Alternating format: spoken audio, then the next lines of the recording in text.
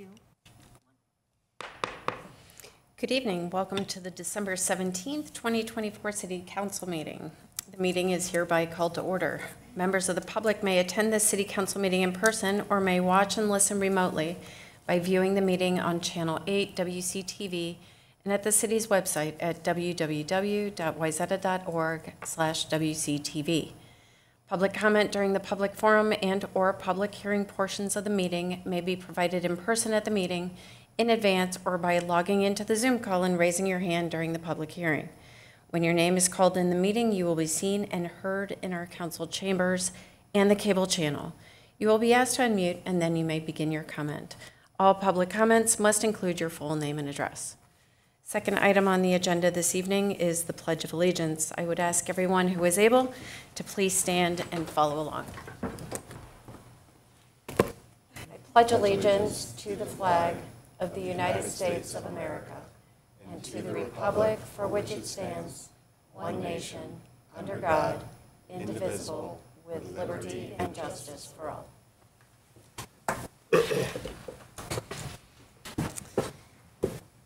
Thank you. Next item on the agenda this evening is the roll call. Let the record reflect that all members of the council are present this evening. I'd also like to note that earlier this evening, the council participated in a workshop and reviewed and discussed City Ordinance 815.05, crime-free, drug-free training relating to rental dwelling licenses. Next item is to approve the agenda. May I have a motion to approve the agenda as is, or does anyone care to make any changes? I make a motion to approve as is. Very good. I'd like to offer a friendly amendment to that motion. The agenda does state that the council may meet after the meeting at the Muni.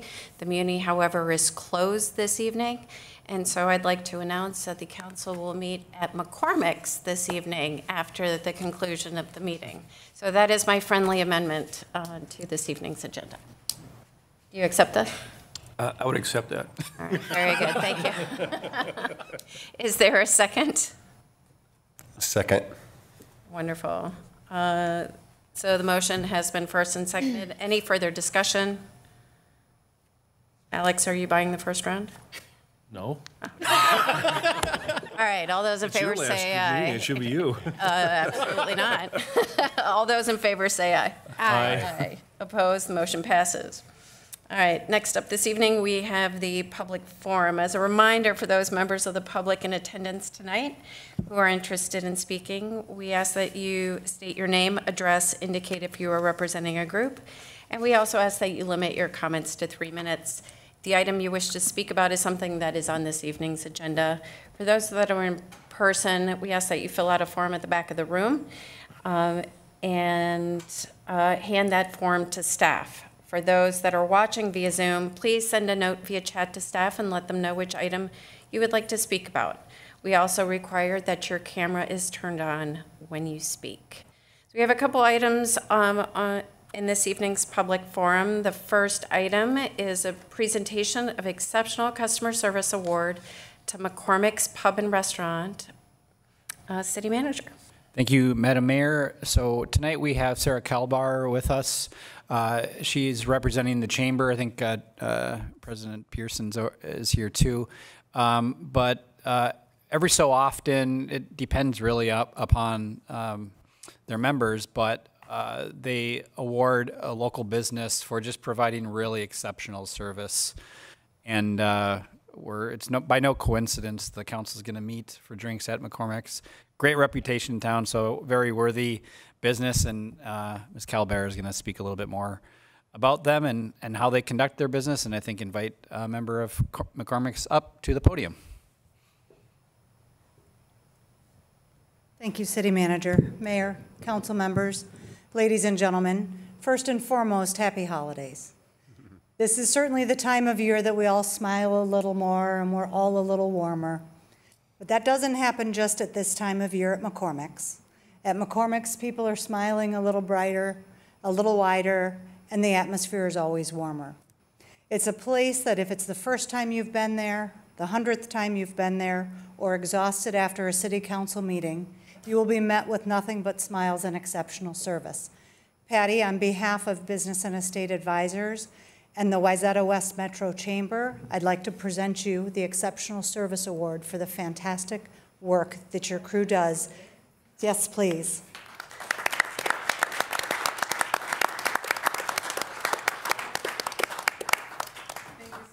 Welcome. Congratulations. Feel free to say a few words. Yeah. Well, thank you so much, you guys. I wasn't planning on speaking, but yeah, it's such an honor, and we're so, blessed to be part of this community, and it's easy to smile, in this community. So, yeah, thank you so much, and thanks for your business tonight. Well, thank you, Patty. I just would like to thank you, your family, your staff, for making McCormick such a special place to come and visit. You've expanded over the years. You've made improvements, and every time you've just brought it to a whole nother level. And so we thank you for that. Thank you for the great food, the great atmosphere, and for being such a wonderful part of Wayzata. Thank you so much, you guys. So thank you.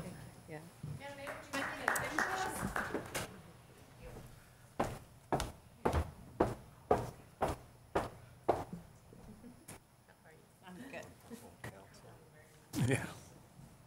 Yeah. Congratulations. Thank you.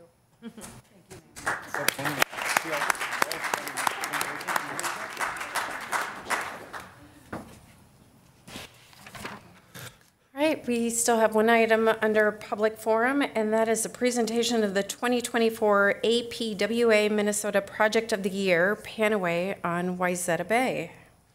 City Manager. Thank you, Madam Mayor. Public Works Director, City Engineer Mike Kelly is going to introduce this exciting public award and announcement. Thank you, Manager Dahl, Madam Mayor, City Council, public. It's great to be here. Oh, nice.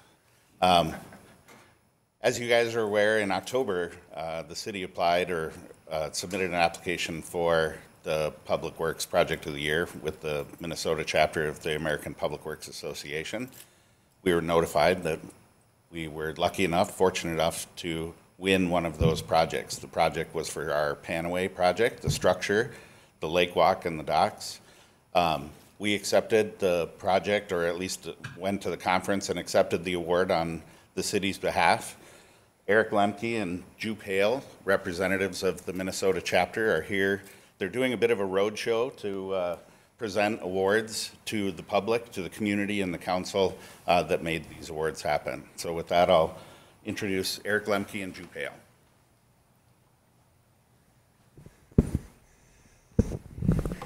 Good evening, Mayor, members of the council. I'm a little put. I might have put my picture up there while I was talking, so I'll have to just get through that here on my.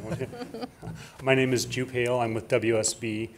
I'm a senior director of municipal services there, and I'm the current president of the Minnesota chapter of American Public Works Association.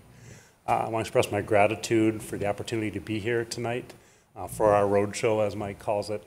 It's a great opportunity for us to acknowledge the success of you and your team on this project.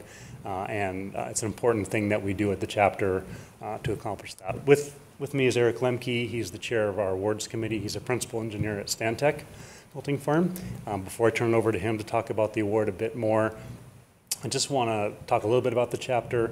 We're 1,100 members strong in the state of Minnesota, representing public agency employees, consulting engineers, vendors, contractors, really the entire spectrum of the public works and infrastructure workforce that's out there.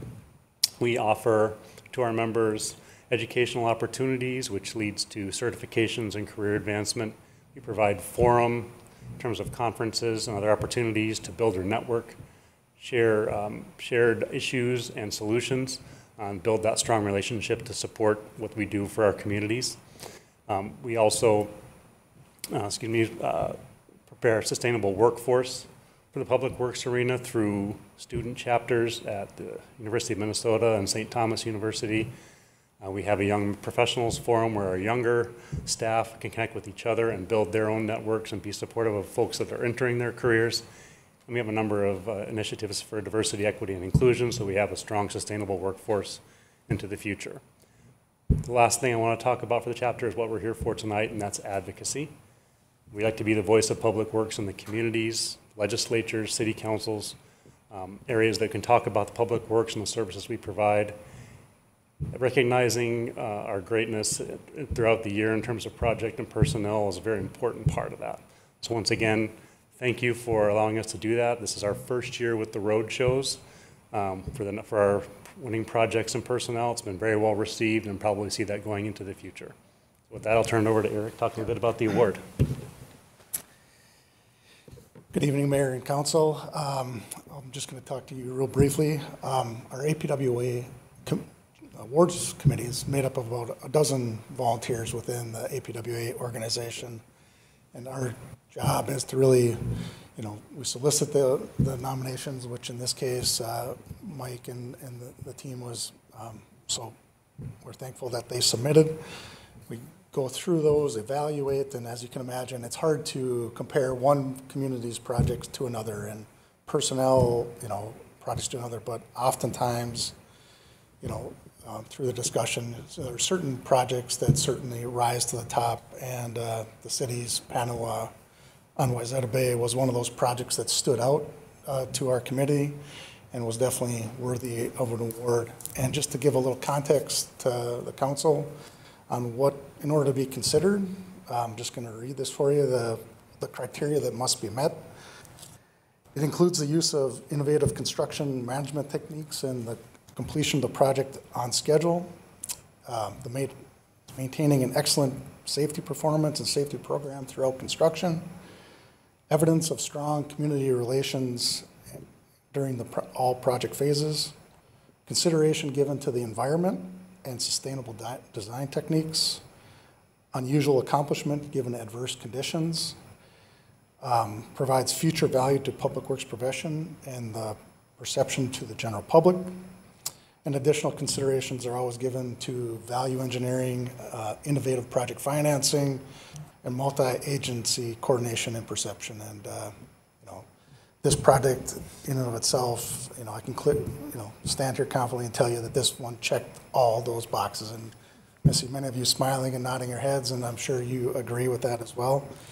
After the committee evaluated the proposals and reflected and commented on all the Project of the Year contenders, it was evident that this was the clear winner. And I know, as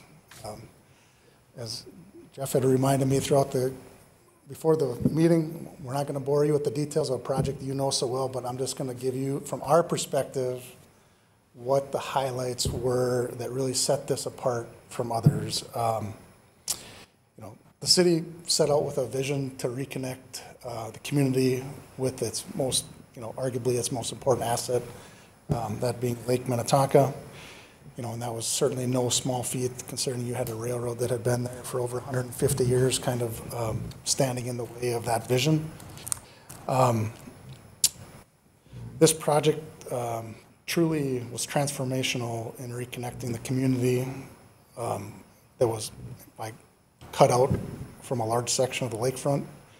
It really stood out to us by that it focused on creating a safe and accessible waterfront and prioritizing pedestrians over vehicles, which isn't something you see every day in urban redevelopment projects. The first phase along Lake Street did more than just reconstruct roadways and utilities. The improvements were very intentional from what we saw by creating a public realm and large open spaces that serve a diverse user group. The first phase also converted in the parking lot into that large lakefront plaza, as well as a personal favorite of mine. It extended and enhanced the regional trail. In addition, going back to those adverse conditions, this all happened during a global pandemic that all of us were facing. How do we deliver projects in that challenging time? But this team managed to keep everything on track and deliver that first phase successfully. And just real briefly, back to that trail part that I mentioned, that sidebar if I may, the Dakota Regional Trail is my favorite trail in all the metro. My wife and I routinely come here. We live in Eden Prairie. We drive up to Wayzata and stop there. Prior to the project, previously it was hard to really find and navigate, and at times a bit clunky. But now the improvements make that such a more pleasurable experience for us to come from our community to yours, enjoy, the restaurants and shops after we get done with our biking trip. So that's just enough about me and back to why I'm here, but I just wanted to let you know from an outsider, that's what I see this community also doing. The second phase, you guys really doubled down on your efforts to reconnect the community with the water. You really focused on that lakefront walk and community docks. The project, some of that other criteria, the project really focused on the environment and the sustainable design in its creation of the boardwalk. Additionally, we recognize that this is a large capital expense that needs to be protected, and it was very well thought out. For those like myself and Jupe that have delivered public projects and that have involved railroads, understand there's unique challenges that arise in those certain conditions, but it was evident through your partnership and collaboration. Wayzata and the BNSF were able to include train-activated pedestrian gates, which greatly improved safety to the new lakeside amenities you created. And it is our understanding, at least in talking to Mike, that partnership also allowed the contractor to carefully use parts of the railroad right away to construct and set parts of the boardwalk. The committee also acknowledged the extraordinary amount of public outreach that you did in collaboration with business owners, residents, conservatory members, boat owners, commercial operators, and representatives of state and environmental permitting agencies throughout all phases of the project. And lastly, we know that projects like this don't happen without great support from the community and you as its leaders and its project partners. It was truly remarkable to see all the success of you being able to communicate the city's vision for this $23 million project to other stakeholders and to create that attractive financing model from 6 different funding sources and remarkably $2 million coming in private funding. I mean, this project in and of itself really serves as a role model for future public works projects, for what's possible for a well-executed, community-minded, driven planning process, multi-agency coordination, and coupled with creative engineering construction techniques. So with that, on behalf of the Minnesota chapter of APWA, I'm proud to present you with the Project of the Year Award in the Structures category for the Panawa on Wayzata Bay. Thank you again for allowing us to be here, and congratulations on your award.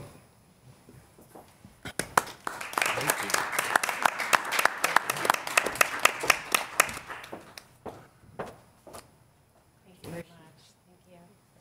Thank you.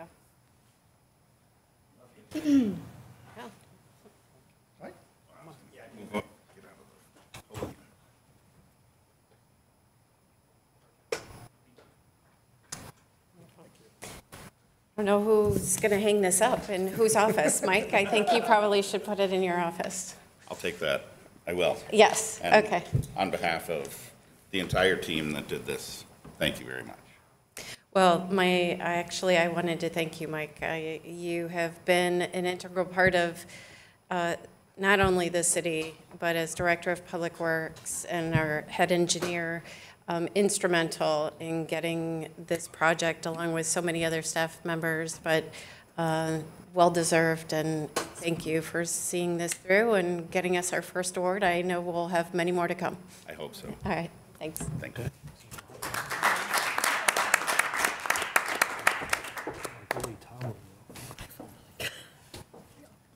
It's always a fun night when we get to congratulate people and then get awards, too. I think so. All right. Do we have anybody on Zoom? Do we have any other public forum comments? Madam Mayor, we do not. Okay. Then we'll keep moving on.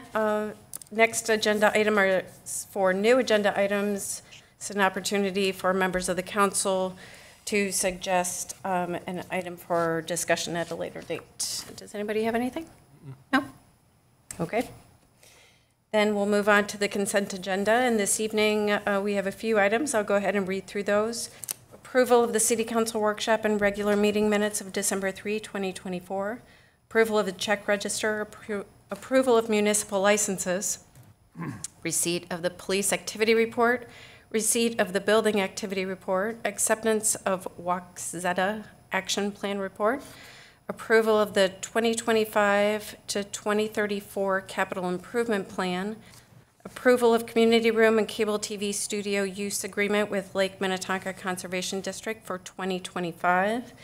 Approval of the second reading of adoption of ordinance 844 amending City Code Section 506, 507, 603, and 604 for food, pool, and lodging.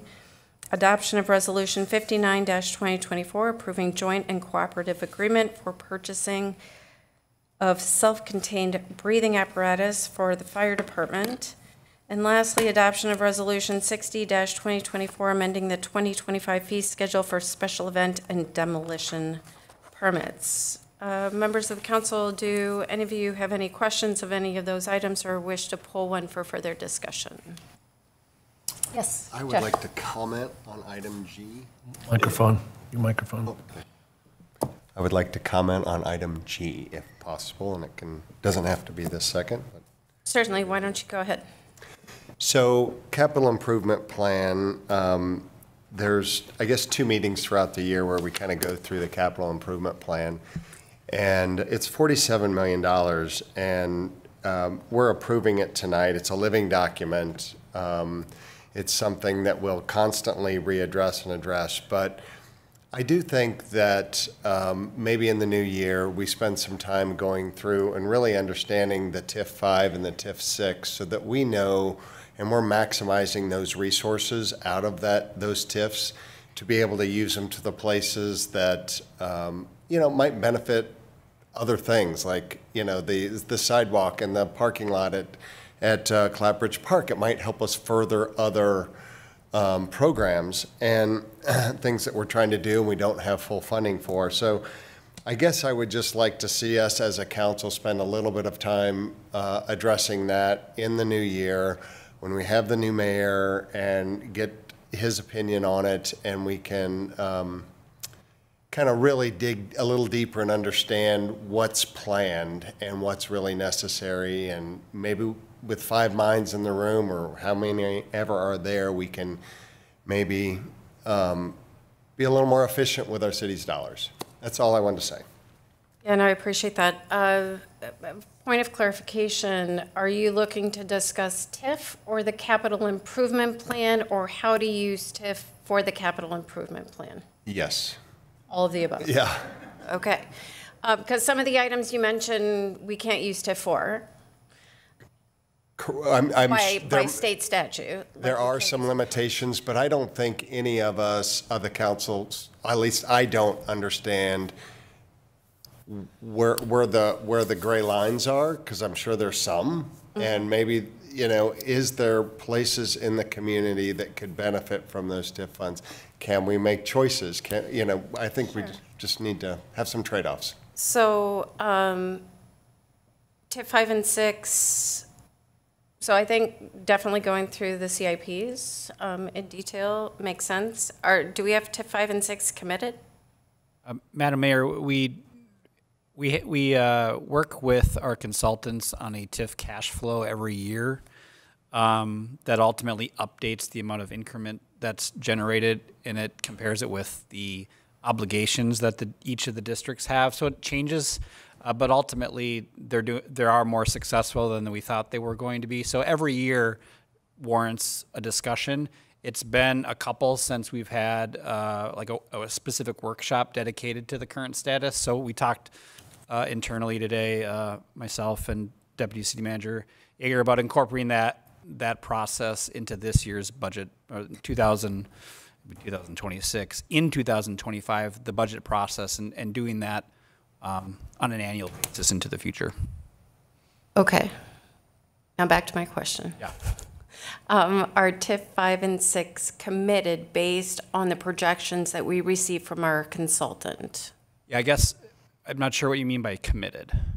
Money spent. Are they completely, are the obligations take up all of the increment that's being generated? That's what you're saying? Yes, Okay. spent. We do have we will have, no, there is room, and that changes every year, and there will be. We were really close on 6. Exactly, and that was just like a year and a half ago. Yeah, like we were. Right, pushing it. Yeah. Okay. But it's doing better than we had Sure. anticipated, so Okay. it warrants, like you were mentioning, an update to let you know where we're at and what are the possibilities. Fantastic. So it sounds like staff is considering putting those conversations, incorporating that into the budgetary discussion cycle. Yep. And, yeah, just to make sure there's enough time set aside, workshop or otherwise, to sort of dig in a little deeper. This is what I'm hoping for. Perfect. We'll do that. All right. Any other questions? No? SCBA cooperative agreement. Will there be some applications for grants that go out? Because that's an item that typically will get either through the state or other mechanisms reimbursement for monies on protective equipment, PPE for fire. Madam Mayor, Deputy City Manager Yeager can best respond to that. Yeah, so we've actually applied for that grant the last 3 or 4 years and have not been successful. And unfortunately, the SCBAs need to be replaced this year. So we won't be able to wait another grant cycle. But that has been the plan, and we've been actively applying for that, I think, 3 or 4 years in a row. Very good. Okay. Thank you. Seeing that there are no other questions, may I have a motion to approve the consent agenda as presented? So moved, Madam Mayor. And a second? Second. Further discussion? All those in favor say aye. Aye. Aye. Opposed? Motion passes. We will move on to new business. And the first item under new business is to consider adoption of Resolution 57-2024, certifying to the county auditor the final property tax levy for taxes payable 2025, and adoption of Resolution 58-2024, approving the final 2025 budget. City Manager. Thank you, Madam Mayor. Deputy City Manager Yeager is going to walk us through this item. This was presented at the last council meeting through the Truth and Taxation hearing. So this version might be a little bit more concise since this is the second time, but feel free to answer questions as you have them. Very good. Thank you. Good evening. Good evening. Thank you, Madam Mayor and Council. Well, like Manager Dahl mentioned, this is kind of the second presentation of this. We went over it at the last council meeting, but for the audience, I want to just make sure that we cover enough of what the council is voting on tonight. So the budget process starts all the way back in June, and at the staff level even earlier. So it's a very long process of review, going through to set the preliminary and then preliminary levy, and then whittling that down to your action tonight, which is to consider that final property tax levy and final budget and capital improvement plan, which was just approved. At a high-level overview, our total consolidated 2025 budget is proposed to be about $24 million. About 38% of that is the general fund, about 37% for the liquor fund, and 20% of that for utility funds. On the revenue side of things, we're projecting revenues at about $22.5 million, with 43% of that coming from charges for services, things like planning charges every time you purchase items at Wine and Spirits or the Bar and Grill. That's revenue that comes into the city. 30% of that revenue is from property taxes, and about 18% of that is utility-related charges. Diving more into the general fund revenue budget, we spend a lot of time on the general fund specifically since that's what most folks think of when they think of a city budget. This is the fund that supports kind of core city services, police, fire, parks, things like that.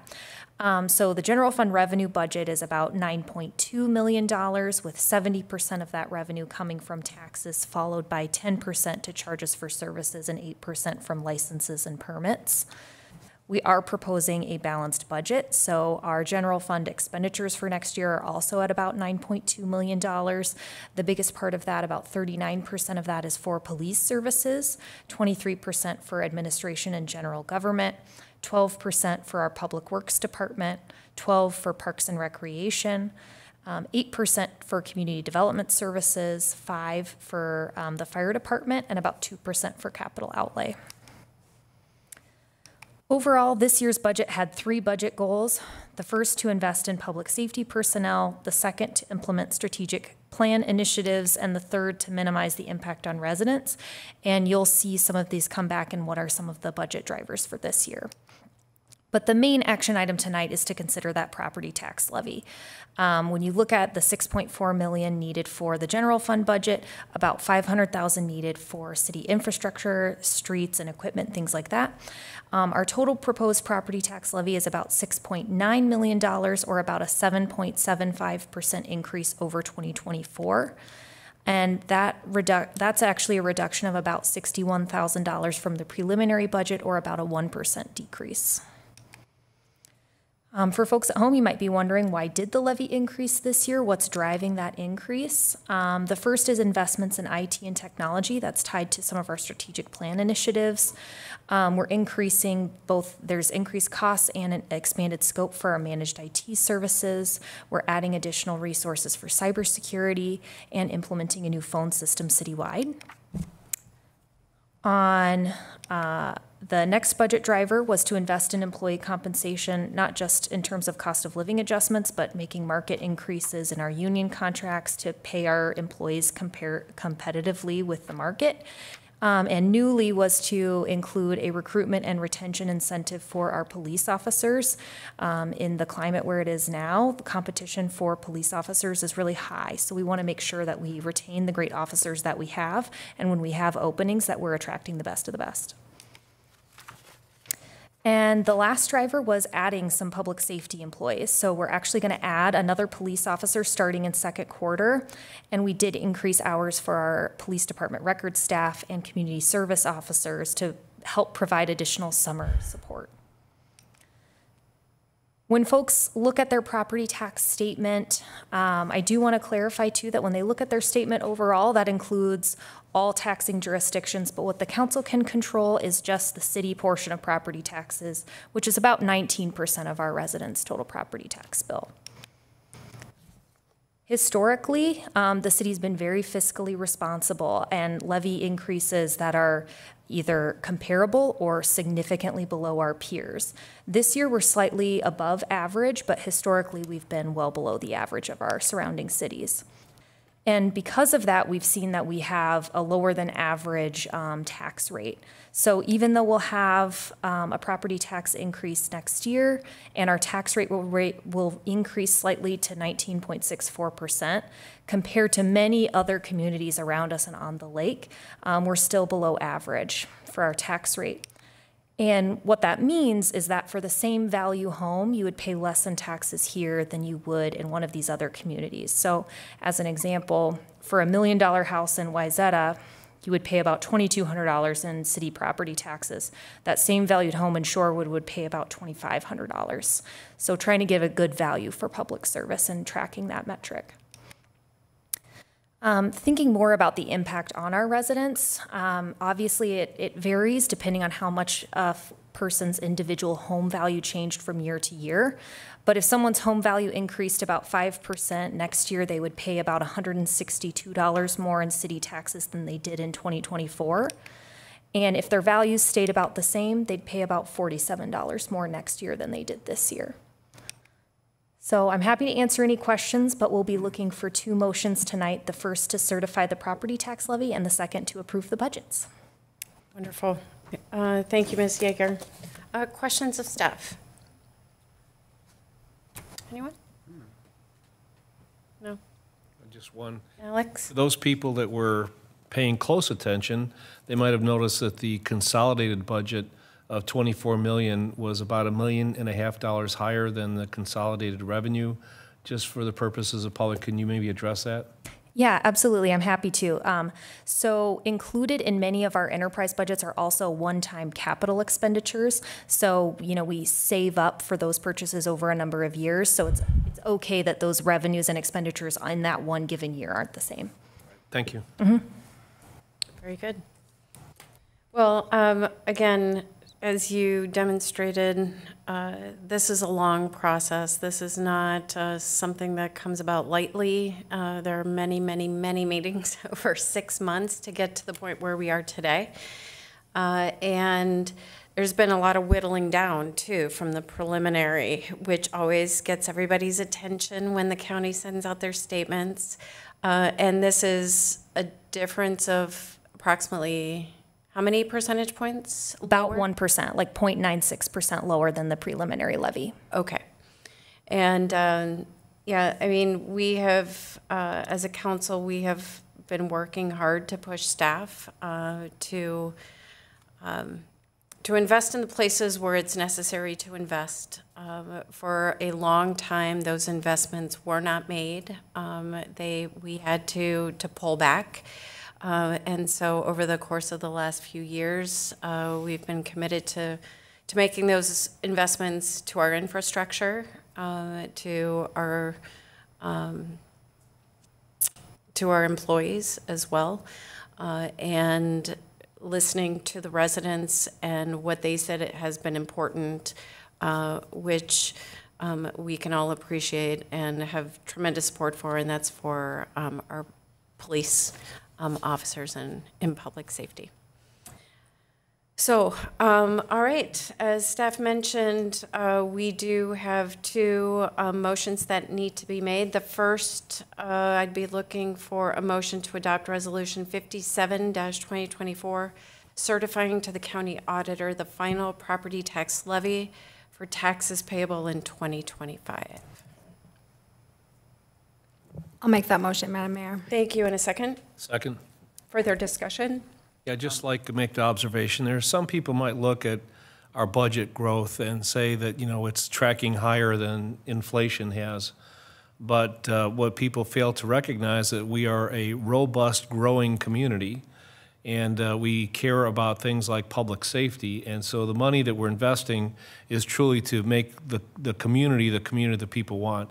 If we were just to raise taxes by inflation rates, we would actually diminish the city, I believe. So I just want people to know that we'd look long and hard at these numbers, and they make sense. Thank you for that, Alex. Anybody else? Yes, Ken? Yeah, Madam Mayor, just to emphasize that also, I think it's good to point out that our city is in a very strong financial position, and that's not by accident. A AAA bond rating is not normal for a city our size. And our practice of funding ahead for projects is a little unusual also. It allows us not to bond and spend money on interest. And I also had a similar thought to Councilman Pleshik. I mean, I think people in our community are used to a high quality of service. And this allows us to continue our dealing with not just the fact that we have inflation, and our population has stayed the same, but we have a lot more people in town now, and a lot more costs associated with that. It allows us to retain, I think, the best talent around, and also just to point out. Our budget does not include general fund money for future phases of Panaway. So we have had a lot of discussion about the budget, and I think we've had even more discussion about moving ahead, how we can be even more helpful to the city and staff about how we manage the budget. But I'm very supportive of the resolution. Wonderful, thank you. All right, so we've have a first and a second. We've had additional discussion. Anybody else? No? All right, all those in favor say aye. Aye. Aye. Opposed? That motion passes. And the next motion I would entertain is to adopt Resolution 58-2024, approving the final 2025 budgets. So moved, Madam Mayor. Thank you. And a second? Second. Further discussion? All those in favor say aye. Aye. Aye. Opposed? Motion passes as well. You know, I just, before we move on to the next item on the agenda, I do want to emphasize one of the items that Councilmember Sorensen just mentioned with regard to the meetings and the discussions we've had over time. And in this coming year, so starting May, I believe, is that when we're going to start, the city will start new discussions? Look at me, I was saying we. It's going to be you. Might even be as early as March, I think. yeah, March or April. Okay, so the city is starting even earlier. It's going to take a while to get used to that. So I encourage the community, don't just wait till the statement comes out. You have from March to about, when? When do those statements come out? September? September, yeah, Labor. Yeah. Yeah, they're based on the preliminary budget, which is set in September. Come watch a workshop, see how the sausage is made. Yeah, and there are many, many opportunities. Lovely. All right. We are still in new business. This is our second item for consideration, and that is to consider approval of the first reading of Ordinance 845 to amend Part 5 municipal licenses and Part 9 zoning ordinance to regulate cannabis businesses. And I must say, we're so lucky I know my Roman numerals. I would have been very confused.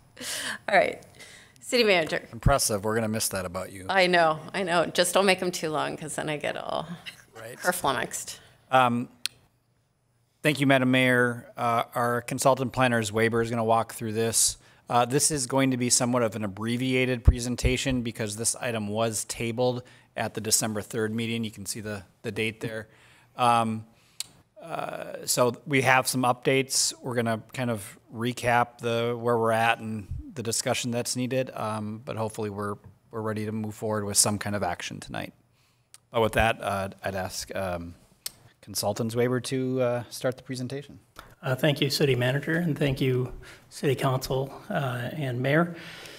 So as City Manager Dahl stated, we're going to move to the buffers, talk about a few different ways to evaluate those buffers, and then evaluate 3 items that we discussed at the last council meeting. So to begin with, this is the buffer map that the Planning Commission seen at their meeting during their public hearing.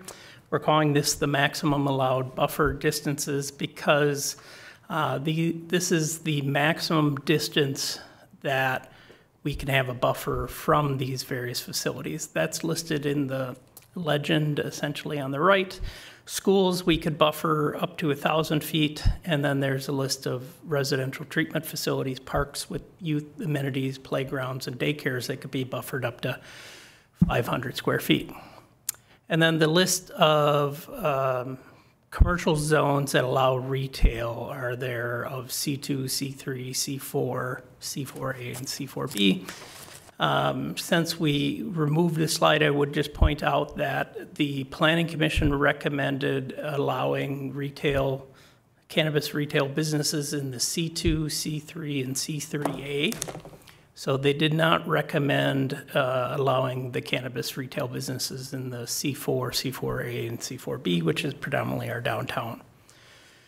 So we are talking about the maximum allowed distances, but the 2 footnotes we have there is, how we're applying those distances. So first, Big Woods and Heritage Park are not included in the buffers because those do not have programming aimed towards youth. So it is specific in the state statute that the setback is from parks with youth amenities. And then second, in the case of the retreat, the buffer is measured from the building edge, not the property boundary. This is a blow-up of Wayzata Boulevard with those same buffers, trying to show with that aerial photo the buildings and essentially which properties are available. So those would be the former gas station, or actually the recently removed former gas station, the dry cleaner and photography shop there at Central Avenue and Wayzata Boulevard. It would be the western half of Colonial Square, and then on the south side of Wayzata Boulevard, the medical building, the building that has BMO Bank and US Bank on the west side would be available. A number of the buildings along the south side of Wayzata Boulevard, kind of in the middle of that stretch, are within the buffer for the retreat. So those would not be available. And then you'd see where the McDonald's is, the BP gas station, and the dental business would be available. And then it was shown on the previous map, there are 3 commercial businesses north of Highway 12 and east of Gleason Lake that were not shown. At our last meeting, there was discussion that the treatment center, the retreat was treated, using treatment a lot here, it was treated differently than the other uses. So it was asked, what would the map look like if, for the retreat property, we measured from the property boundary like the other uses? And this is the map that's shown. Obviously, it's larger. I'm going to go to the next slide, which is the aerial photo. So it reduces the number of existing buildings that would be available for a possible cannabis retail business. And that would be, again, the removed gas station, dry cleaner, photography shop there at Central Avenue and Wayzata Boulevard.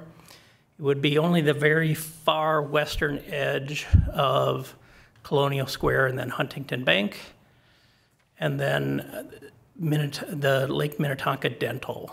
That would be the only existing buildings that would be available along this portion of Wayzata Boulevard. The 3 commercial businesses north of Highway 12 and east of Gleason Road would be available as well. This was the buffer map that was included in the motion at our last meeting, but failed because we did not get 3 positive votes.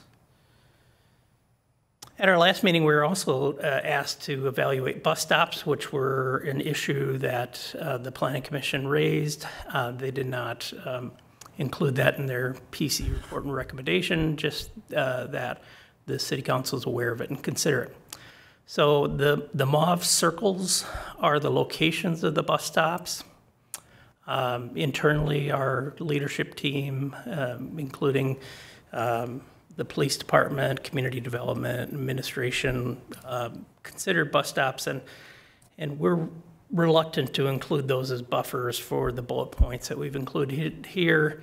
Bus stop locations change over time as the student population changes. So those are the bus stops there today, but there might not be those same locations in the future.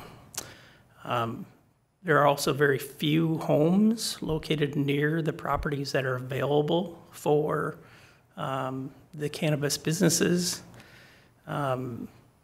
It was difficult to determine if we had this buffer, since the state statute doesn't specifically call out school bus stops, what an appropriate buffer would be.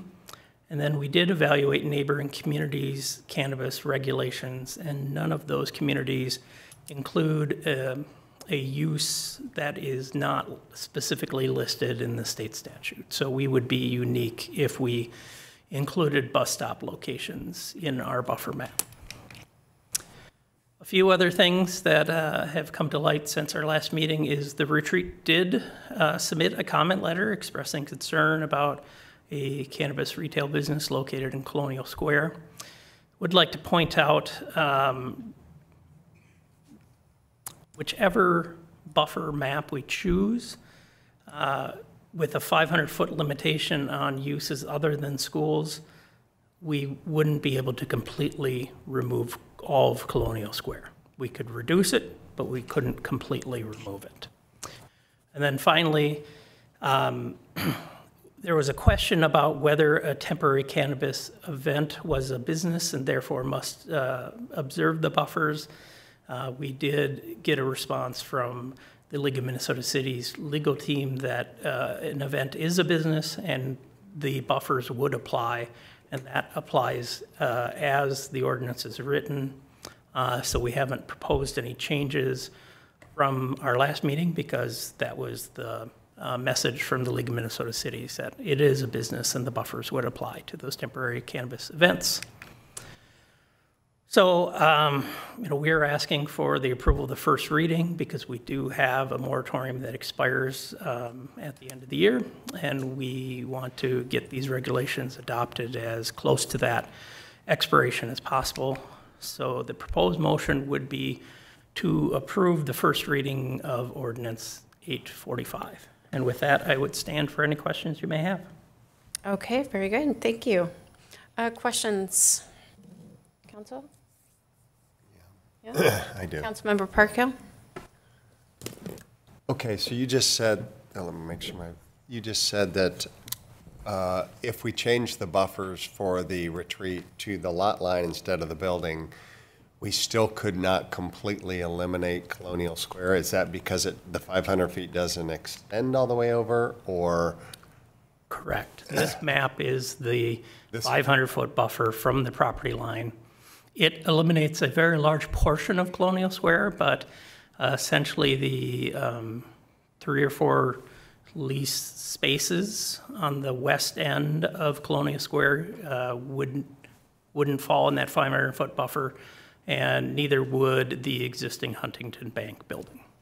Okay, so my second question is, my understanding is that we cannot legislate or zone all of the,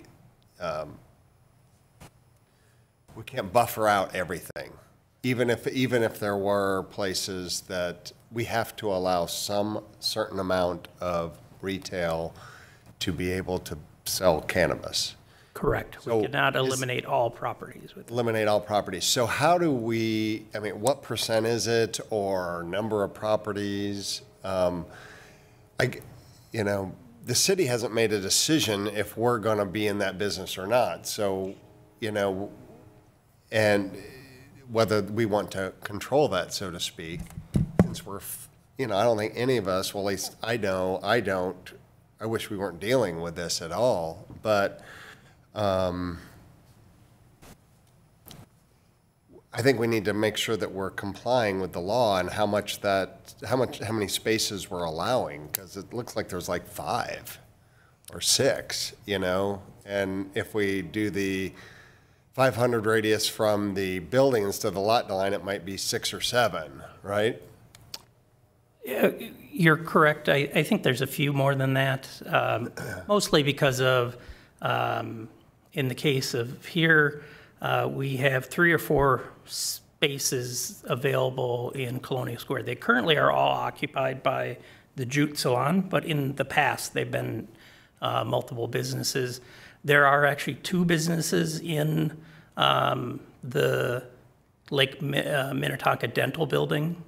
So we are talking about spaces available for lease. We're not necessarily talking about buildings. So, even though we have a limited amount of buildings, we have more spaces than that. And then if we were at the previous map, like the space where the BMO Bank is, there's, I believe, at least another 3 businesses in that same building today. So that one building could have 4 different spots available. Okay. Are we running the risk of making the boundaries too tight according to the state, I guess, is my ultimate question. We had that discussion with the city attorney previously, and I don't want to put words in his mouth, but he didn't object, but maybe the city attorney could state that himself if he wishes. Mayor and council member, the statute doesn't set a percentage, doesn't set a number.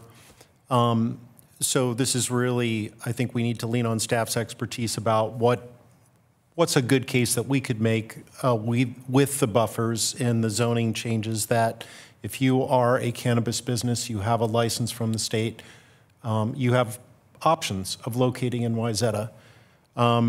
So I think we could make a case with both maps. I think the case is easier with the map that was first presented. But I think for the record, I would say we could make a case with both maps. Madam Mayor, I agree. I think they're both compliant with state law. Okay. No further questions. Thank you. Treatment center inclusion in terms of creating a buffer from the treatment center, is that similar to schools? Is that part of the state statute? Okay. But they don't differentiate between building versus property line? Correct. And that's been a discussion point with the Office of Cannabis Management and with neighboring communities and associations that support them, that yes, it's up to each community. And looking at our neighboring communities, different communities have chosen different boundaries. Some have chosen the property, some have chosen the footprint of the building.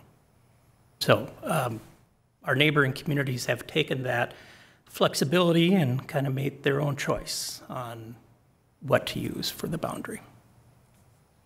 Have we received any further information from the operators of the treatment facility, who have been absolutely phenomenal community members, but I admittedly don't know, how long is someone a resident there for? Are they able to leave the premises without supervision during the course of that treatment? All of those would play, and I didn't think to ask that question when the city manager and I met yesterday to review the items on the agenda, but that would impact my immediate leaning one way or the other. Madam Mayor, I'm kind of guessing Planner's waiver doesn't know either, but to that level of detail, I'm not sure. But I know just based off the narrative from the president of the retreat that he was very concerned about, dispensary opening up within, the neighboring property or in close proximity. So I would guess that that they have some flexible, living arrangements where they could, the residents would be in close proximity if a dispensary would open up nearby. If I could expand, the letter doesn't state specifically the questions that you asked, but they did state that to date they've treated over 33,000 residents. So, quite a few in a relatively small building. And then while they don't state whether they're allowed as part of their treatment to leave the property, they do state that a cannabis store right next door would lead to an increase in temptation and a risk of relapse. And that was for the property directly adjacent to them. So the eastern edge of Wayzata Boulevard? They have, they've cited the Colonial Square. Their statement in their opening paragraph was, I'm writing to express my concerns regarding the potential placement of a cannabis store next door in Colonial Square. So the letter was specific to Colonial Square. Okay. But they didn't express concerns about where the Holiday gas station is located, which is also adjacent. We have properties over there, or across the street from the retreat. Their letter was specific to Colonial Square, but Okay. their statements of, a cannabis store right next door presents those same problems. But the property that they cited specifically was Colonial Square. Okay. All right, thank you. Any other questions? Oh. All right, seeing there are no questions from the council?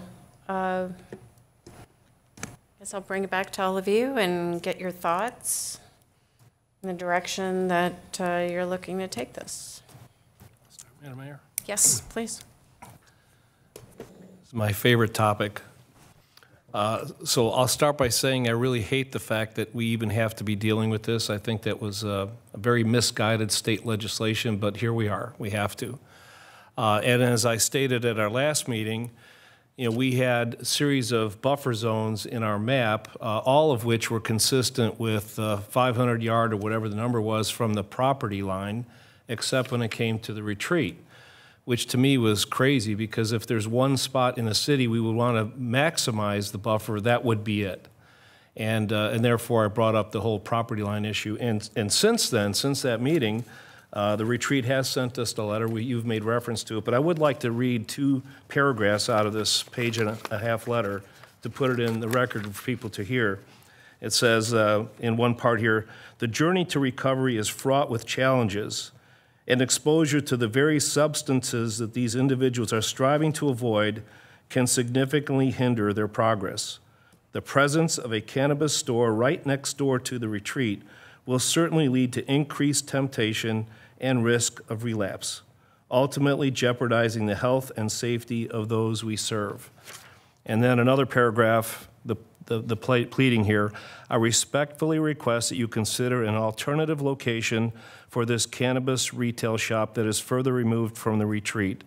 By doing so, we can continue to offer a safe and supportive environment for those seeking to rebuild their lives free from mood-altering substance use."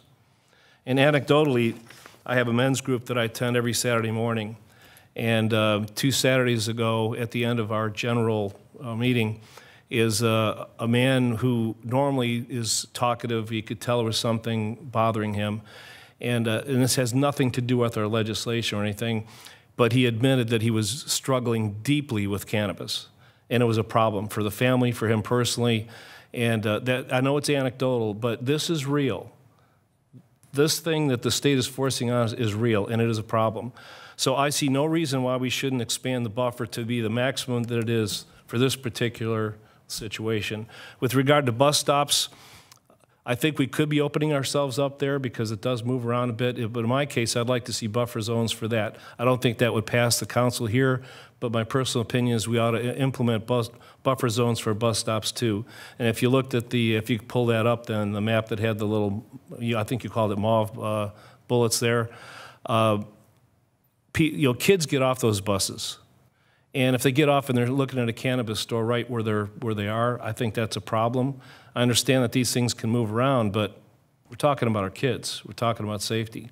So I would actually prefer to see buffers for those as well. But at a minimum, I think we need to increase the buffer to the maximum allowed for the retreat, and we're not pushing the limit. The state has said that we can do this. They've given us specific guidelines, so I don't see that we'd be in any trouble here with the state. So what I would like to see is that the motion include the maximum buffer zone that we can apply. Thank you. Thank you. Who would like to speak next? Anybody? Sure. Well, I think as we think about this, it's good to kind of just take a step back and just acknowledge that this is going to be a new journey for the state of Minnesota and for our community here. And you'd have to say it's gotten off to something less than a smooth start at the state level with the issues they've had with the lottery. And yet, I think if you look closely at the minutes of the last Planning Commission meeting, there was a lot of question about this. I think the point of all that is that there's still a lot of uncertainty, I think, in most people's mind. This is an issue that's new to all of us. And because of that, it warrants us to be very cautious in moving ahead. We can always, I think, adjust buffers and issues later, right?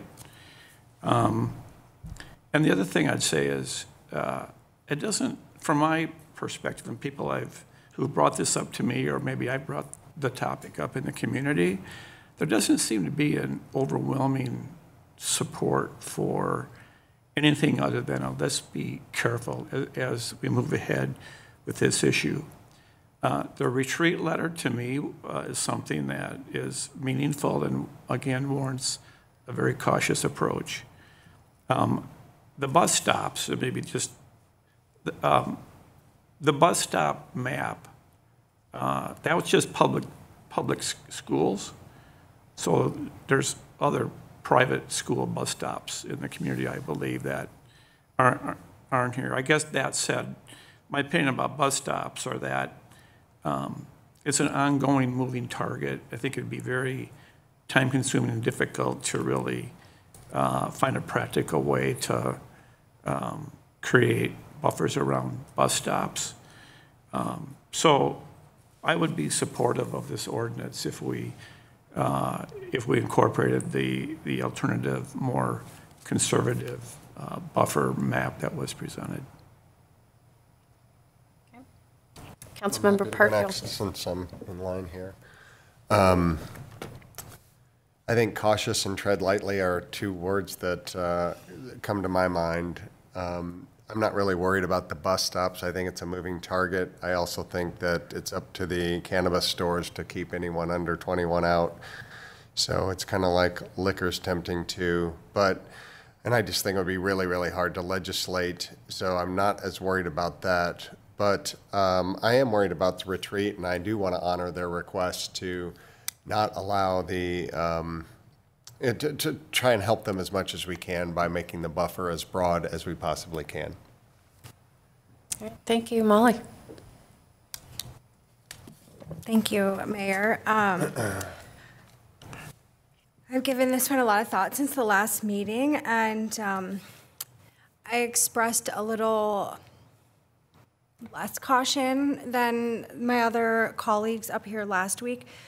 And the letter from John Curtis was very impactful to me. It's someone that I respect very much so, and I've been a donor to the retreat for the last decade, maybe even 12 years. So John Curtis is an incredible director and president of the retreat, so that's something that I thought long and hard about. And I also, similar to Councilmember Sorensen, I'm looking at this as this is a baseline, and let's just move along as people get more comfortable. So with that said, I would vote in favor of the buffer from the property line at the retreat. I agree with the last two colleagues of mine that have spoken about the bus stops. Not really something I feel like is a priority. So I just wanted to say that I'm comfortable moving at the pace that you guys are more comfortable moving at. So I plan to vote in favor of this. And just to reiterate, okay with the bigger buffers at the retreat, not okay, not into the bus stops. Okay. You mentioned property, the buffer measured from the property line. Versus the building. Okay. Because that's what that was a sticking point for me last time. I felt there was already a natural buffer around the retreat with the big woods. This is also anecdotal, but I do believe that the guests at the retreat do leave the property and, frequent lunch and that kind of thing. So, yeah, that letter from John Curtis I found to be very respectful and just a way to, give us his perspective and that of the residents of the retreat. And like you had said earlier, Mayor, they're incredible community members. So that really made me think, okay, well, let's just move at a pace that everyone's a little more comfortable with, since this is evolving. And I realize that levels of people's comfort is varying. Sure. So, thank you. Yeah.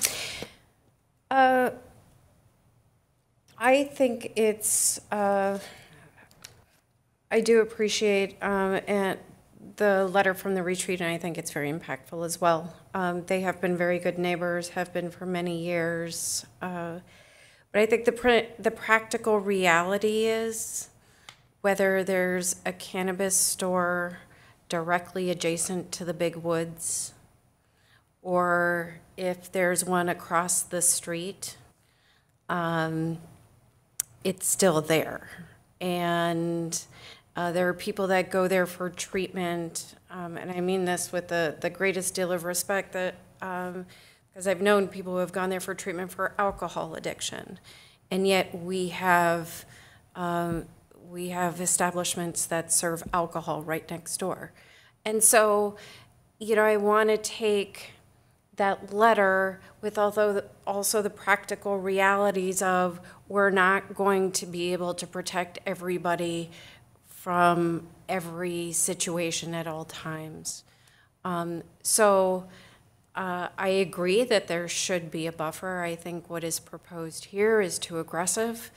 And while I just feel at some point when we only have but a handful of possible spaces, we're not really in keeping with the spirit of the intent of don't put too many buffers in different locations. We are a small community, and I think part of it, again, is the challenge that the legislators have had in addressing all the different issues.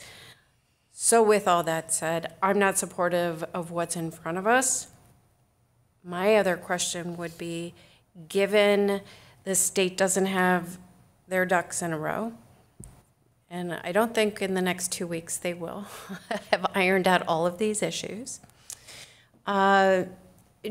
do we have an opportunity to extend our moratorium that is set to end December 31st, since we still have, I thought I was asking the city attorney. Madam Mayor, I wasn't asked to look at that before the meeting, so it's not completely fresh in my mind. I know that the moratorium expires as written at the end of the year or can last as long as is authorized under state law. So there may be an ability to extend the moratorium. My thought on that, though, and I'd look to the city manager and staff too for their thoughts, but I'm not sure in order to adopt a moratorium immediately, it would have to be an emergency moratorium at the next meeting where we have to make a unanimous finding, which is to say we need a unanimous vote of all 5 of you that there is a pressing emergency to have this moratorium take effect immediately. That can be a challenge. So if we don't have that, then it's 2 readings for a moratorium, and by then we probably have a consensus around this. But so we could look at that, Madam Mayor. I'm not sure that just fundamentally the state statute would authorize us to extend it. And even if it did, we would have probably a timing issue in adopting it right away. No, I understand. I also am a little concerned with the notion of changing. I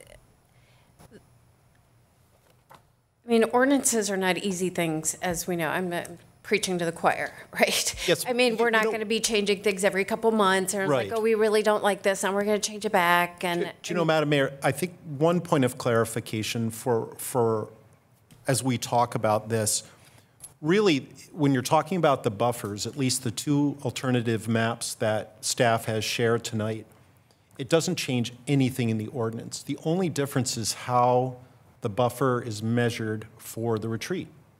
And so one of the points of clarifications I would like before we vote on this is, how do we make it clear to staff which map you want staff to use? I've got some thoughts on that. But in terms of the ordinance itself and the buffers, they are the maximum that the state allows in terms of feet. The variable is, are they measured from the building or are they measured from the property line? Mm-hmm. And as consultant planner pointed out, for both maps, everything but the retreat, we're measuring from the property line. But in that one case, because we have some discretion and communities all around the metro are doing it differently, And to give more options, staff was feeling, and based on the direction of council and commission too, that at the retreat, we would measure from the building rather than the property line. So that's really the only variable on the table, and that wouldn't require an ordinance amendment to change that. It could be a direction of council to just change the staff's interpretation of that particular map. So right now, just to get a clarification from the council, 500 feet, correct? 500? From the property line. I was getting to that in just a minute. But it's 500 feet, right, from the retreat. Now, the other question is from the building or from the property line? Property line. Property line? Property line. Property line. Well, I'm fine with property line, but I just want to reiterate to you that it was my understanding that these buffers are something that can be changed without having to Madam Mayor, yes, Madam Mayor and council member, absolutely. I think the mayor's point, which I concur with, is it's more challenging to change the ordinance than it is to adopt a motion on anything else, because it requires 2 readings. So we have 2 council meetings. We need a majority of council voting for it. So yes, council 6 months from now, a year from now, when we're further down the road with this program, could change the buffers. We can't go any greater than the feet because that's right out of the statute, unless the legislature changes those things. And I also want, just as we're on that and still discussing, Madam Mayor, if you don't mind, one more follow-up question for the city attorney is, it's not just that one buffer at the retreat that can be tweaked. It could be, you know, say, the daycare ones or something like that. Those can be tweaked as well without having to change the entire ordinance. Madam Mayor and council member, on that, if we are tweaking the feet. The feet from these uses that the statute allows us to create buffers around, we would need to revisit the ordinance. The ordinance as it's written right now, and if you want to reference it, I can give you the part, but we essentially take the maximum number of feet that the statute allows local municipalities to use in creating buffers. We can always go less, but that would require us to amend the ordinance, right? And so I guess as you contemplate this tonight as staff, we would encourage you to adopt this ordinance because it would create a baseline in the community rather than having nothing. The other alternative, as the mayor points out, is looking at a moratorium, which we hadn't done before tonight, and I'm not sure we could. Okay. Sorry to take up so much No, time. no. Were there any other variables that we needed clarification for staff on? You know, Madam Mayor, the only thing I would say, and again, I would look to staff to get thoughts on this too, but the proposed motion is to approve this first reading of this ordinance. I would just add on at the end, you know, using the map that measures all buffers from the property line, which is the more conservative map that I heard there was consensus on, or the original one that, at least for the retreat, measures from the building. Okay. Very good. And Madam Mayor, I just add that I don't know any change in the legislation that would allow us to extend the moratorium. We'll double check, but we don't think we have a choice. And as the city attorney had mentioned, we can always come back, whether it's an ordinance or a council action. If it's a policy change, the council's going to need to approve it with the buffers or anything else related to these regulations. No, thank you for the clarification. I just want to make sure that we were exploring all avenues if we weren't going to walk away. It looks like we are with something in place, but okay. All right, well, city attorney, I might need some assistance with a proposed motion to approve the first reading of ordinance 845, amending part 5, municipal licenses, and part 9, zoning ordinances of the city of Wayzata City Code to regulate cannabis businesses. In the amendment to this, I would just add a line that, and to use the map that measures all buffers from the property line, which would be inclusive of the retreat. There you go. Does that work, Eric? Yeah. Is that clear? From the property line is the key word there, rather than to, because it's a, Did I say 2? I don't know, I just wanted to clarify that. Yes, From the. measured from the property line. Measured from the property line. Right. Would someone care to make that motion? Madam Mayor, I'd like to make that motion. Thank you. Is there a second? I would second that motion. Right. Everybody's really clear on direction, understanding. Okay, perfect. Further discussion. All those in favor say aye. Aye. Aye. Opposed? Nay. Motion passes. We are good. We'll have the second reading at the January meeting. Correct, January 7th. All right, very good. Our last item under new business is to consider approval of lease agreement with the Nordic Experience for a sauna at Wayzata Beach. City Manager. Thank you, Madam Mayor. Our Parks and Environment Planner, Keiser, is going to walk us through this presentation. Thank you, Manager Dahl, Madam Mayor, and Council. So we have a little bit of a more unique request here as the last item here. But as you mentioned, I'll be going over a quick presentation of proposed lease agreement with the Nordic Experience for a sauna at Wayzata Beach. So I'll go briefly over just some general information on the sauna itself and some information on the location, the proposed lease, and the Parks and Trails Board discussion. So starting first with some sauna information. Oh, I'll also note that we have representatives from the Nordic Experience here in attendance as well, if there's any questions or anything specific to the business. So essentially they're proposing to put a sauna down at Wayzata Beach during the winter months. This sauna would operate daily from 7:30 a.m. to 9 o'clock p.m.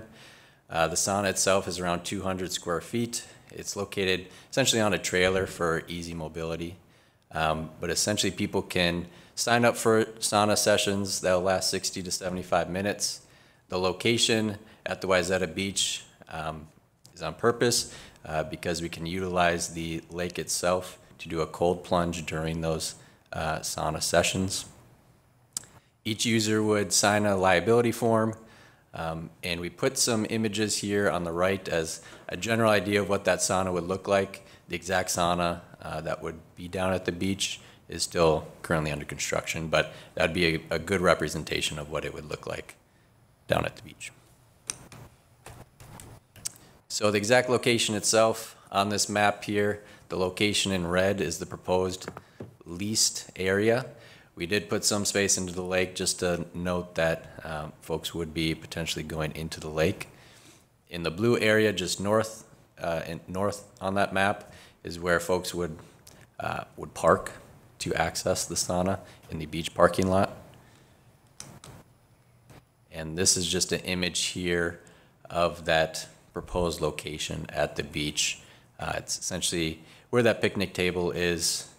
The exact location we would essentially work out with staff here to make sure it doesn't damage anything or get in the way of anything. And I also note that we are still, with this location, still keeping access to the lake itself during the winter months, essentially where that ramp is on that aerial image at Wayzata Beach for people to access the lake too if needed.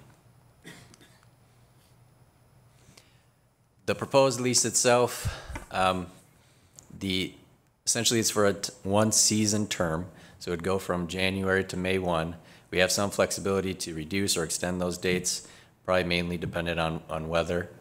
And really the goal here is to have this 1 year or one season term to allow staff and the Parks and Trails Board to evaluate how it went after the first year, determine if it should continue in future years or make any needed changes. We are proposing a 5% net revenue share with this business. This is essentially the same template that we use for the Wainani business down at the beach as well, in close proximity, just different seasons, you could say, for those two companies. And just also as a note, the approval of the lease is contingent on the Hennepin County Water Patrol special event permit because they will be utilizing the lake to a certain extent. But their county approval is contingent on city's approval, so it's kind of chicken and egg there. But we will essentially work to ensure that they get that approval as well. So just some notes on the consideration. In the strategic plan, there's probably two priorities noted in there that would fit this diversify revenue. At this point, it's hard to predict or determine exactly how much money or cost share we would get from this proposed lease. They did, the leasee put in some general estimated numbers there based on what their predicted sauna sessions would be, and that would be around $1,200 to $2,700 per month, increasingly more so as they get more popularity and more folks sign up for the sessions. Sustained community character and safety. In this one, it notes that visible activity is scaled to the neighborhoods, and this is also kind of a discussion point with the Parks and Trails Board, but this is a low impact addition to the beach area, especially during the winter months when there's not much activity down there at all. It obviously gets increasingly more activity during the warmer months. So moving on to the Parks and Trails Board discussion, the Nordic Experience came to the Parks and Trails Board and presented this proposal and discussed it with them. And these are some of the talking points or discussion points. Ultimately, the Parks and Trails Board recommended approval of the sauna and the lease unanimously at that meeting. So some of the discussion points that they noted here was that one of their big priorities is activating the Wayzata parks as much as they can, and one even more so during the winter months. That is the reason why we expanded the agreement with Wayzata Community Ed a couple years ago to include winter events, and they think this would just add to that experience as well. And I think Wayzata Community Ed is actually looking at doing some sauna events during the winter. So depending on the decision tonight, we'd certainly put them in contact with them. They like the fact that it's only for one season. Again, gives us the opportunity to make any changes or kind of reevaluate the use during the springtime. Like I noted, they like the low impact use. It doesn't use any city utilities or anything like that. Easily moved if needed as well. And then just that final note that it provides some additional revenue that could be utilized in the park system. So recommendations, next steps. Like I said, the Parks and Trails Board at their November 20th meeting recommended approval unanimously. So next steps, if the agreement is approved by City Council, we would work with the Nordic Experience to finalize that agreement and make sure that they have the Hennepin County Water Patrol's approval as well. And then we would work with them to set up that sauna at Wayzata Beach in the proper location with the hope of starting sessions in January. So with that, I'll bring it back to Madam Mayor and Council for any questions. Thank you, Nick. Questions of staff? Yeah. I didn't see any mention of bathrooms and changing areas. What's the plan there? Yeah, so for bathrooms, and maybe I'll let them touch on the changing aspect of it. We looked at the potential to utilize the beach bathrooms themselves, but they don't have heating in those facilities. So most likely we would put a portable bathroom down there somewhere for the users that they could utilize. Okay, and Yes, please go ahead. If you could, hold on just one. Oh, sorry, go ahead. Just a moment, please. Did you have other questions of staff before we go to the applicant? those were my only two questions, Okay. yeah. Very good. If you could introduce yourself with your name and address, please. Yes, Madam Mayor and council members, Joseph Reese, and I live at 1259 Dickinson in Wayzata. So just as far as running this operation, my wife and I and family just moved back from Costa Rica. We have a wellness retreat center there where we host weddings and many different types of events, private events that, so we have a lot of experience working with people, bookings and things like that. So that would be something that we would be taking care of. Yes, and this is Leaf. He's the builder and also experienced owner. Leaf Chernus, 40 Northrop Avenue, Excelsior, owner of Excelsior Saunas. So Pleasure to meet all of you. We're really excited about this experience. And, you know, with the bathrooms and the changing area, we would have portable bathrooms down there, and then we're looking at an aspect of having this a changing area attached to the sauna that we're building right now as the check-in area in the changing room. So it'd be integrated into the... Correct. Into the sauna, yep. Okay. Just if you're questioning, like, how do people book? So we're using 2 different booking systems, basically. One of them is ClassPass, and the other one is, what was the The Mind and Body. Mind and Body. So those are the largest, across the country, the number one and number 2 wellness services. So basically, people can sign up for one. They can walk up, or they can walk up to the place, which will have staff there, during the operating hours from 7:30 to 9 o'clock, and they can book online. They buy 5. They can do 5-pack. They can do a 10-pack, or you can buy a seasonal pass, like a ski pass. Nick, my question for you, if you could go back to the map of the proposed location. So is that intended to be open water? So, Madam Mayor, yes, essentially during those operating hours, if there's ice in there, they would certainly kind of have a small section that they would cut out of the ice to have it open water for people to go in and out of. So I'm definitely not an expert in this arena. I can explain that. Yeah, because trust me, I'm not going in open frozen water. But my bigger concern, if you will indulge me, we have the Chili Open in February. And, well, last year we didn't because we had too much open water. So I'm wondering logistically, how are we planning? Are we planning on moving the trailer during the Chili Open?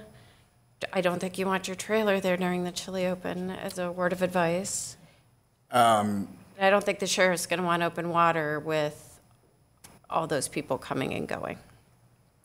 Madam Mayor and Council, we actually are a part of the Chili Open this year, so we'll have a sauna on the ice that has that provides a hole, like a spear house, if you will, a fish house that we can access the lake with a catch in there, so you can't go under the ice.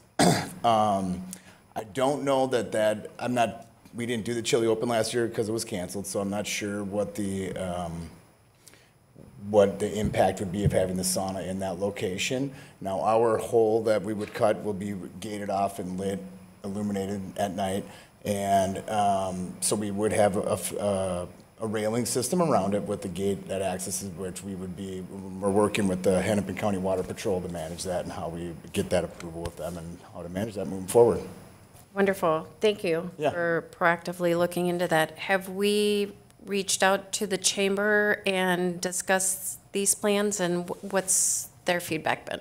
Yeah, Madam Mayor, they actually just reached out today to talk about this, so we haven't had detailed discussions with them. What I would say is that we would certainly work with the chamber and the Nordic Experience to make it work between all parties during the Chili Open, for sure. Did we look at other locations possibly for this experience? I mean, I know the water experience is part of it, but the first other location that might not be as impactful, especially for a big community event like the Chili Open, is over by the volleyball courts. But then I don't know how you access the water. Just saying logistically, I think we may, if this is a direction we want to move in, we might have to explore some options and logistics more than, hey, you're right on the edge of the water, here you go, and off we go. Yeah, madam, that's a great point. We can certainly work with them to see if that is the right location or if there's possibly other locations to make it less impactful. But we didn't necessarily talk about any other specific locations, I would say that at this point. I have one last question. City Attorney, have you reviewed this, been involved? I mean, we have different liability issues as we're dealing with here. And so I want to make sure that if the council was in favor of this moving forward, that you've had an opportunity to parse through all of it and are comfortable with the language. Yes, Madam Mayor, thank you. I've talked with Nick about it, and one of the main points that was my concern, I just wanted to make sure we were good on, was the liability piece, because this is potentially a high-impact activity for individuals. And, you know, I think the agreement as it's written and then our conversations with the applicant or potential lessee here too is that, you know, they'll be fully insured, the city will be fully indemnified, and there will be, as part of the sign-up and registering process, liability waivers for participants. Okay. So I think those would be the key things. And then we have it built into any of our agreements. If there's any damage, I don't think there would be, but I don't know. We get, the city can seek compensation for the repairs. On the property side of things? On the property? Yes. Yes. Okay, very good. Any, yes, Councilmember McDonald and then Councilmember Fleckish. And sorry, do you have any questions too, Ken? Not so much questions, just okay. It's at the right time. All right, we'll start with Councilmember McDonald. Right, thanks, Mayor. I think this is kind of a cool idea, but I had questions about the bathrooms too. So, and also keep in mind too that if I went into a sauna in a public place, I would want somewhere to lock my coats and towels and phone or something. So changing room, but something that locks as well. And then my other question is, who maintains these bathrooms that will be there on site? Is that something? We would have individual lockers set into that same changing room that's going to be attached to the back of the sauna, and then also the bathrooms the portable bathrooms we would have just like a service, just like a BIF's or, you know, one of those on-site bathrooms, and they would service those, whether it's weekly, depending on, you know, it could be actually more than that, so just depending on usage. It's such a pretty little spot too. It is, it's a great spot.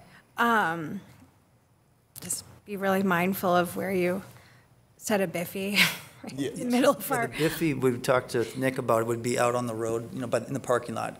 Because the company Biffy, you have to actually be within a certain amount of feet of the curb so they can pull up to service it. Yeah. Okay. So there wouldn't be a Biffy on. Kind of far away. Yeah. But also not in the middle of the park. So okay. But I'm glad that Parks and Trails is on board with this and activating a park for winter. I think is great. So let's give it a try for. Give it a whirl. See what happens. Excellent. Thank you, Molly. Alex?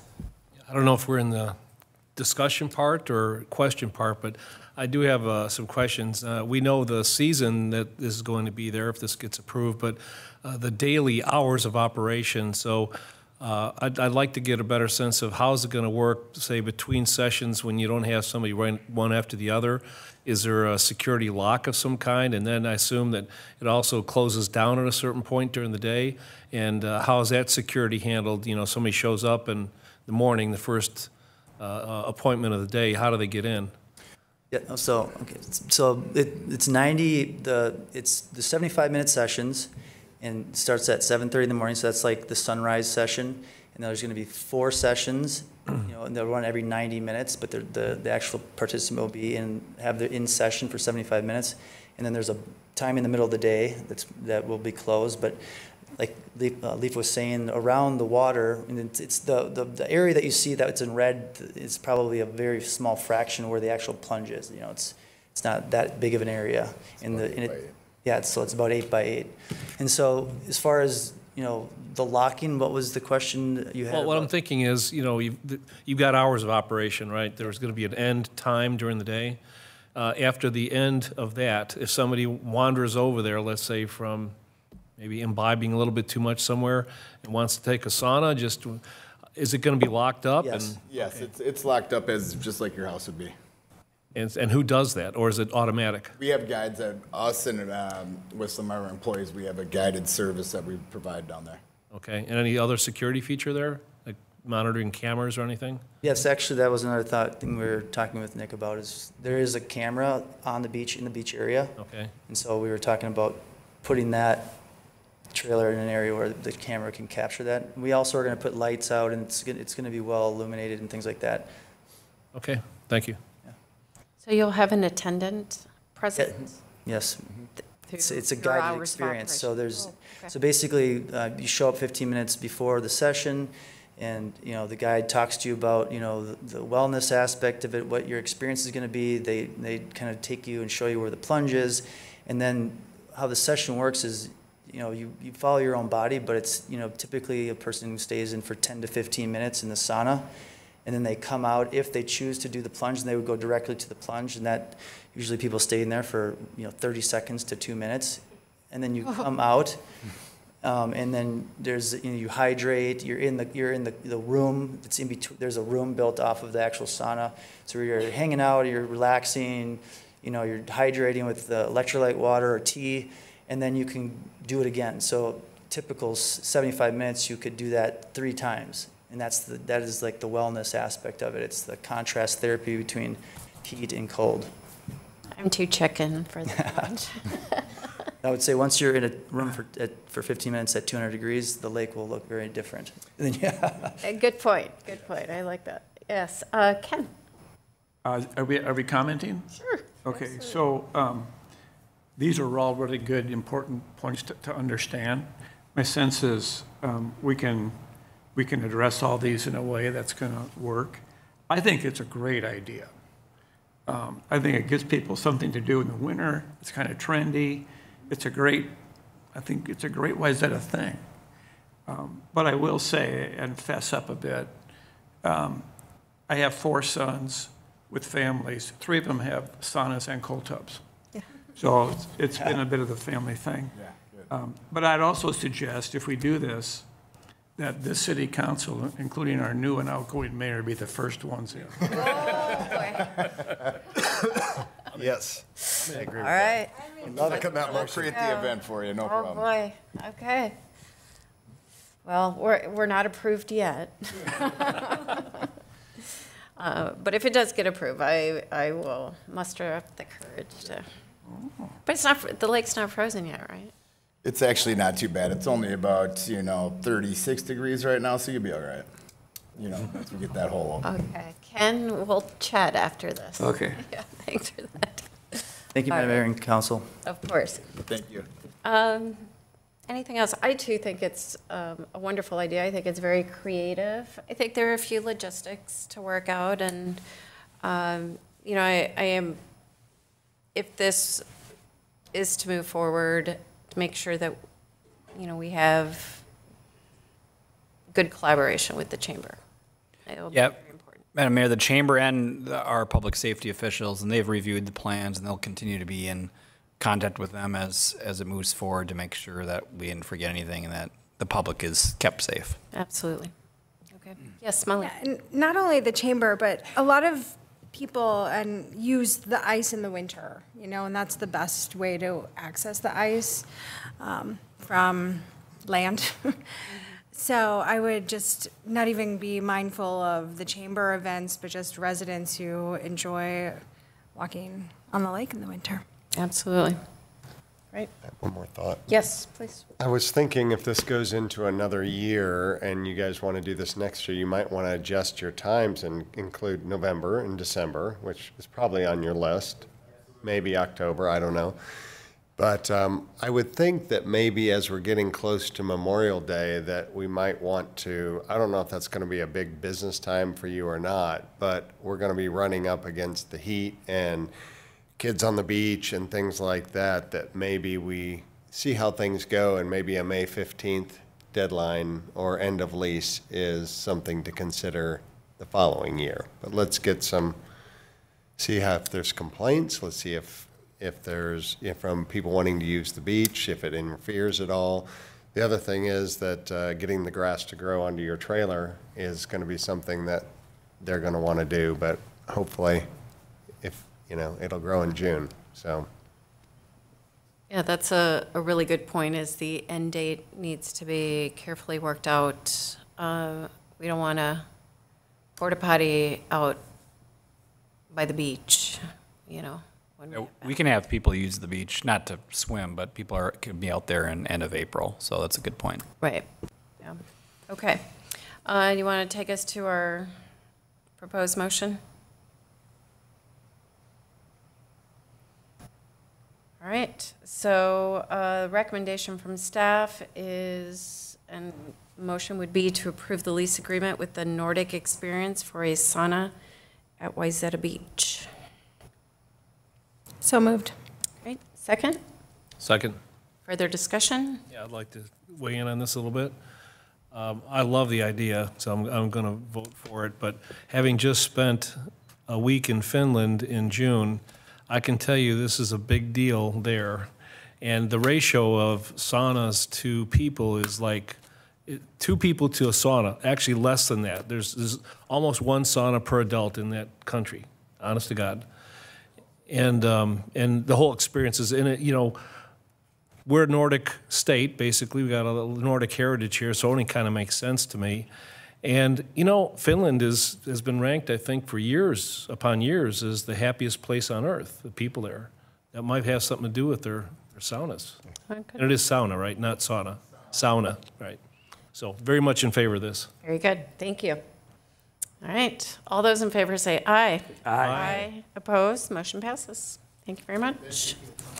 All right. That concludes new business and takes us to the city manager's report. Thank you, Madam Mayor. I only have one item on my report tonight, and that is simply to acknowledge you and your last meeting in your service to this city, on the city council, and for the last 4 being the mayor. You've served the city in this room for 10 years, but have served the city beyond that prior to your service on the council.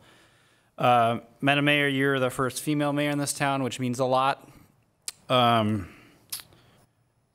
just overall, on behalf of staff, I know I speak for all of them, we're grateful for your leadership. You're articulate, you're smart, you support us. Tough love at times, but we feel the love. Compassionate, you're not afraid to make tough decisions. For that, we're going to truly miss you. We're excited for you in your next stage of life.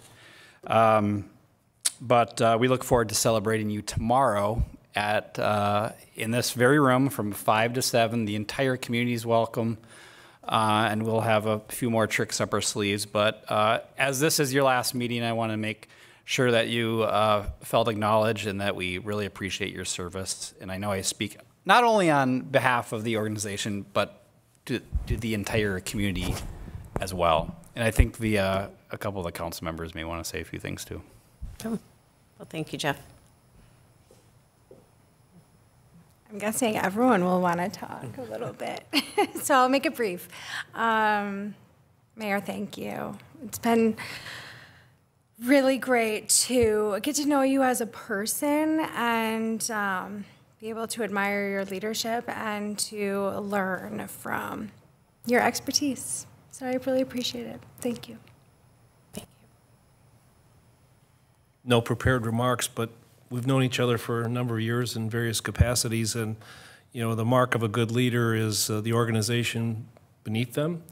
And the council each one's got their own independent way of thinking and so on, but I think Wayzata is known as a very collegial, cooperative council, and that's no accident. And so for the last number of years that you've been the mayor, I think we have been that, and a large part of that is due to you. So we're going to miss you. Thank you. Sure. So Mayor, I haven't shared this with you, but you gained my respect and admiration some time ago when I attended a city council meeting. I didn't know the people well, but there was an individual that really challenged the competency of our staff and integrity of our process and our people. And he lit you up, and you lit him up. I mean, you responded clearly, directly, told him he was dead wrong. I remember thinking, good for you. And I was very proud of you and our city. and you handled that very admirably. So that's how I got to know you a bit. The other thing I think about is strong leaders gain respect of those they who work with and who they work for and their peers and their constituents. And you certainly have gained that respect. So thank you for your time. We wish you the best. We're going to miss you, and best of luck. I remember that meeting, and I remember you defended the staff because the staff was getting thrown under the bus, and you said, that's too far. That's too far. We're not doing that. And I was very appreciative of that and proud of you for that. But here's my little prepared speech. So I like the way women lead. They lead with compassion, their whole heart, with humility and without pride. They lead with intuition. Most importantly, they lead with their extraordinary minds. I have been fortunate to be surrounded by women leaders in my life at home, at work, in service organizations, and now in government. Women who are making the family sacrifices, forging the new paths, and charging ahead despite. After all, women leaders have to be smarter, tougher, and more agile to succeed in this world. We all know that. When it comes to our mayor, she exemplifies this type of leadership. She has led this town with these qualities. We need more women leaders like Joanna. These last 2 years, I have watched her be incredibly gracious, tough, thoughtful, and wise. And when I think about the graciousness, it's like you have so many words to use in your repertoire of words, and you're so incredibly complimentary and gracious to just anybody that comes to the podium and that is being honored or appreciative of our police and our fire. It's really wonderful to watch. It's aspirational for me. And then, so thank you, Mayor Mouton, for your strength in leading, the sacrifices you have made to be here, and for the many accomplishments over the last years as mayor and council member. Enjoy your next chapter. It has been a pleasure to work with you. Thank you. Wow. Thank you.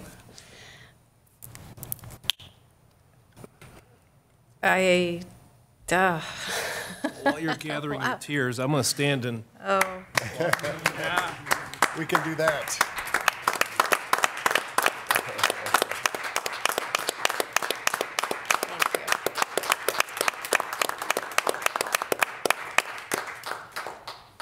Been a tough couple of days, I'm not gonna lie, as the moments start to hit me and the all I can say is every person who has sat at this dais has made me a better person. You've taught me, you've supported me, you've made me laugh, made me angry sometimes. Now we're going to make you cry. And now you're going to make me cry some more. But, you know, regardless, I have been, even on the days I didn't want to walk in here and there was an issue I didn't want to deal with, when I walked away at the end of our nights working together, I was always a better person and I was always more energized. And that was because of all of you. And so thank you. Thank you for sharing your knowledge with me, your incredible spirits, and making me a better version of myself after 10 years. So thank you so much. I will miss you all immensely. Thank you. Thank you. So, all right, we've got one more thing. Madam Mayor? Yes. Sorry, one more thing. We had mentioned, or you had mentioned very clearly about our potential gathering after this council meeting at McCormick's. If that is closed, just for public knowledge, we will be at the Legion. Oh, there you go. We just want to make sure that we're covered. Our bases are covered because we always want to do things the right way, don't we, City Attorney? All right, perfect. Well, the one very last thing for this evening, my last meeting, leading with all of you, would be to ask for a motion to adjourn. Who would do the honors? I'll do those honors. Motion to adjourn, Madam Mayor. Thank you. And a second. Second, Madam Mayor. Thank you. Further discussion? All those in favor say aye. Aye. Aye. Opposed? The motion passes. We are adjourned. I am quite